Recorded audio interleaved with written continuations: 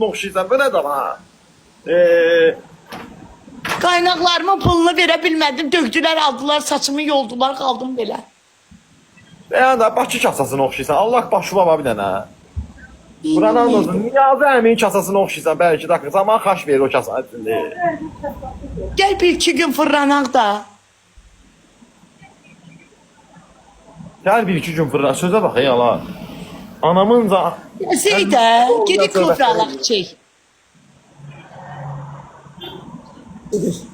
Ha biz kafeyle biz neyi fırlanıb qardaş? Alınmır da sən əməlki alınmır. Gəl sabahlara bir dənə konum atın, gedib duet oxuyaq mahnı. Adı hə, əlimdən tutarsan, əllərimdən tut. Tutarsan əlimdən, tutmursa, yaxşı, əlim əlbə deyməyəcək. Nə olar adı, 3 ildə ərsizəm. Mən də insanam da. Ay qardaş, nə ürəyimi tökürsən canlı yaymamın səsini bağla qardaş. Çatmır bunda gedibdən WhatsAppdasan sən. Padruqondan söhbət eləyirsən qardaşım. Oy Allah.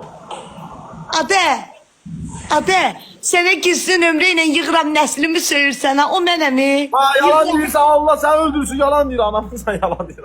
Ama adamı neyinirsən al sən. Ay qardaş, qutar ya, qutar, axırıncı oyundu, qutar. Allah'ın dostum yalan deyir.